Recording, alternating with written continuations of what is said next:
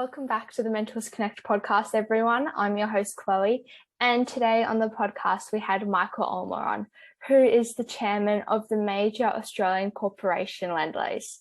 On the podcast, him and I discussed not only his amazing career journey to where he is today, but also how the construction, infrastructure and development industries are changing. So a really interesting discussion. And before we get on to meeting Michael and discussing this interesting topics, please make sure to like this podcast episode, follow and subscribe to the Mentors Connect podcast.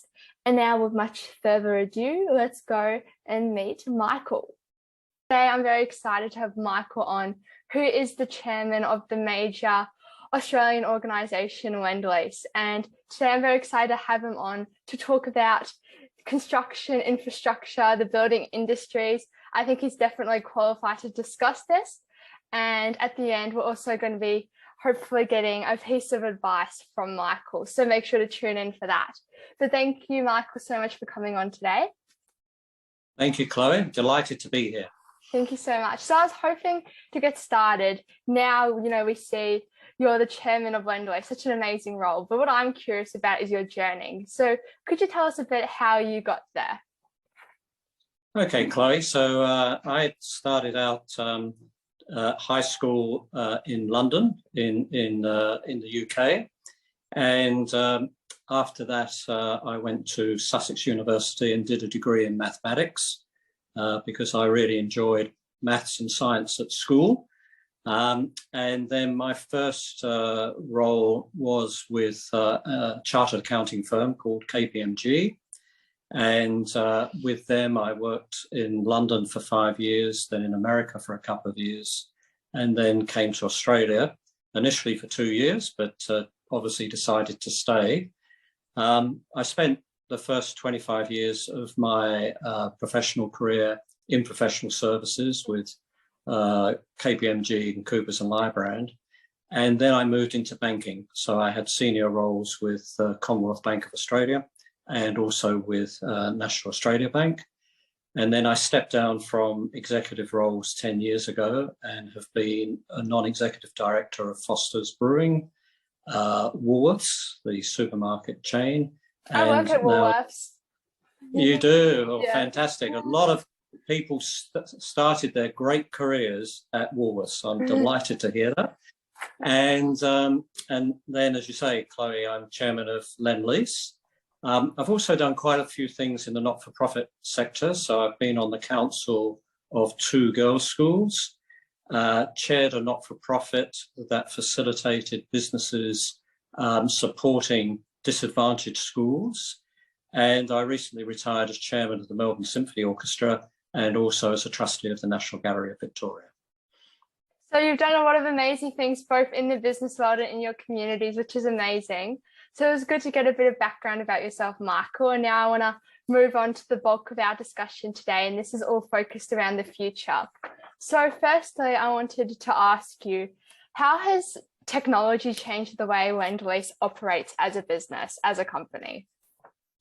That's a great question, Chloe, because in the property sector around the world, it's one of the few sectors that hasn't really faced radical disruptive change from technology, as we've seen, for example, in communications with things like Netflix and all of those streaming services.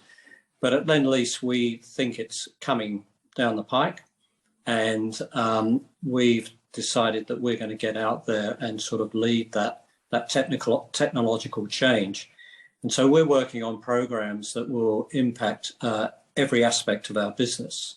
And that starts with the way we design buildings and we design urban communities. And nowadays we have the capability to do that digitally.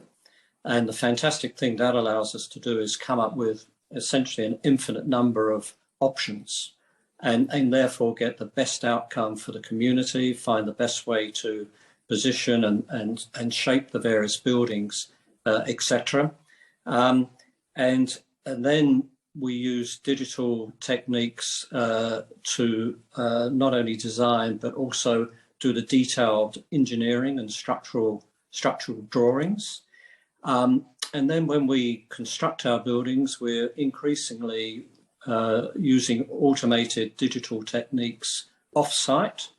And that does a number of things for us. It's much safer to do some of that construction off-site rather than people high up in the air where there's a danger of either them falling or them dropping something and hitting someone below. And it's also more efficient. And then when the buildings are finished, and we have a funds management business that owns quite a number of the buildings and operates them, we are using technology to understand how to get the best out of those buildings, how to minimize the consumption of energy, how to make them more sustainable and have a smaller impact on the environment. So we can see that we're using technology in every aspect of what we do at Lendlease. And that sounds amazing. And, you know, Lendlease is such a large organization, so I can only just imagine the magnitude of doing this and, you know, now implementing all this technology. But thank you for that. So continuing on, you kind of gave us a segue, but how has sustainability impacted, you know, Lendlease and the industries which it's within? Well, from a starting point, Chloe, the construction and property development industry and cities generally are major contributors to greenhouse gases around the world, and the estimates are anywhere between 20 and 40% of all greenhouse gas is sourced out of our urban environments. And that is because the amount of carbon dioxide that's emitted when, for example, you create concrete, when you create steel, which obviously is a large component of any building, and then when the buildings are operated in terms of heating and cooling. And so there's a massive challenge and an opportunity by improving the way we construct buildings and also the way buildings are operated to reduce that impact on the carbon dioxide emissions, and therefore to mitigate and reduce the impact on climate change. So the sort of things we're doing is we are increasingly using renewable timber, and in Australia here, Lendlease has constructed some of the largest timber buildings in the world. We've gone as high now as 11-story high buildings constructed out of renewable timber. And actually they are, you notice when you're in these buildings, they just seem sort of quieter, just more natural and a much nicer place to work in. We're also working with companies on what's called low carbon steel. So it's steel that's manufactured in a way that consumes much less carbon. We're also working with other companies on something called green cement, and it's green because it's sort of environmental, but that's cement that uses recycled materials. So again, it's reducing the impact on the environment of something like cement. So the great thing about a company like Lendlease that's passionate about doing what we can for sustainability is that you do attract interest from all sorts of different companies that have got innovative ideas, and then we work with them around the world to see, well, how can we make these sensible and operational, and therefore reduce the impact on the environment. Well, that's amazing. I think it's so cool. I've learned a lot of new things like green cement, and, you know, I've done a fair bit of research on the construction industry, and Lendlease is definitely, you know, been a really good company pushing for sustainability. So kudos to Lendlease and everyone. But continuing on, like, is the future of development sustainable? Do you see this? I'm kind of getting that vibe. Oh, absolutely. And there's a whole range of things, Chloe, that we can do in this space. And if I start from when we construct, so when you see these huge tower cranes, typically they're driven by diesel engines. We are phasing out the use of diesel tower cranes around the world. Wow. And replacing them with electric ones, so that we can then power those with renewable energy. And I can imagine that would cost a fair bit to replace all of that. So that's very good. And we continue. Yes, and and whilst we're in that process of replacing it, believe it or not, there is renewable diesel. So in our UK business, there's a company that's come up with a diesel fuel that emits much less carbon dioxide, and so all our cranes in the UK are powered by this renewable diesel. Here in Australia, we've moved almost entirely to electric cranes, and our construction business now is 100% renewable, either through the use of renewable energy or buying offsets to offset the carbon dioxide that we do release. Another thing which people don't focus on is I know gas is being used as a transition from coal-fired power stations, for example, to ultimately renewable electricity. But gas itself does emit carbon dioxide, and what we're doing there is any new development that is one of our developments, we are not using gas in there for cooking or heating. And so in America, where we have a lot of apartments we build, we now build those apartments, if they're being built on our account rather than for a client, solely using electricity for heating, for cooking, and then making sure that the electricity is then eventually sourced through renewable supplies. And then you've got all the other things that you see, like solar panels, putting gardens on top of rooftops, and that's a great way of insulating the roof more effectively. So that stops heat escaping, so you use less energy, but it's also good for the environment in the way it acts as a carbon sink. So there's a whole raft of things that are here, and you mentioned the research you're doing. I encourage anyone who's interested to go online and look at our annual report. And in our annual report, we have a large section on all the various things we're doing for climate change, but also for biodiversity and a whole range of other things in this sort of sustainable area.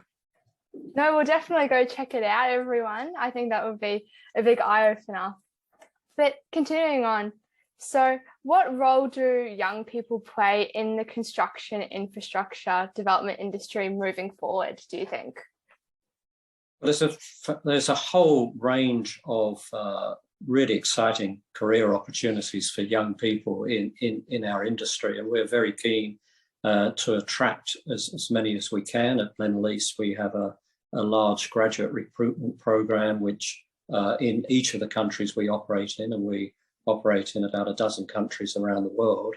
And we're also working very hard to encourage more and more young women into the industry, because it's a reality that at the moment there are fewer women who are doing engineering and related degrees at university, but we want to try and change that. So that's very, very important to us. And the other thing that a company like us can do with global operations is you can join us in one country, but actually go and work in other countries around the world. And what certainly I find so exciting, and I mentioned at the beginning, I've come out of a career in professional services and banking, but to be in an industry where you can actually change the shape of a city, or you can create an environment which is just so wonderful for people to live, work and play, I think is something that, you know, in my professional career, you couldn't actually touch or feel anything that I created, whereas the people who work on the front line at Lendlease are sort of literally shaping cities. And it's just a phenomenal thing to see, and doing this all around the world. Well, I think that's actually probably a great way to end this section. And before we finish up, Michael, I was hoping if you could perhaps give a piece of advice to someone who's, you know, aspiring to join a company like Lendlease. That's such a big company, and also, you know, be a part of the way of reshaping communities and building infrastructure. I think first up, around what you choose to do at school and at university, I'd strongly suggest people to focus very much on things they love, that they enjoy, and that they're excited about. I mentioned at the beginning I happen to love maths and science and went on to do that at university. And that, I think, taught me a lot about how to analyze problems and come up with solutions. Now, the reality is in my subsequent career, I didn't actually use specifically much of what I did in that maths programs, potentially some of the work on statistics, but I did a pure maths degree and an applied maths degree. So there's a lot of stuff there that was fabulous at the time, never used again, but it taught me how to think, how to think logically, how to analyze. And so that, I think, is number one. And then number two, then in choosing your career, if you look at someone like Lendlease and property development and construction, people would be surprised at the range of talents that we need in order to do what we do. So first up, when we're doing a major urban redevelopment, we need to understand where society is heading, what are communities looking for, what is the shape of the future going to be, where people are going to have fantastic environments to live in. Having done that, we then need people who can actually design what those communities are going to look like. We then need engineers who can help us understand how you structurally are going to build and create those communities. But then we need scientists who are going to help us understand what we're doing with climate change, what we're doing with biodiversity. Then you need the people to work on the various trades that help us construct these buildings. I've mentioned everything we're doing in digital. And then finally, you need people who can operate these buildings. We own apartment buildings, office buildings, shopping centres all around the world and operate them. And so you need people who can do that. So people need to understand that in companies like Lendlease, and there'll be many other companies, there's an amazing diversity of skills and experience that's required.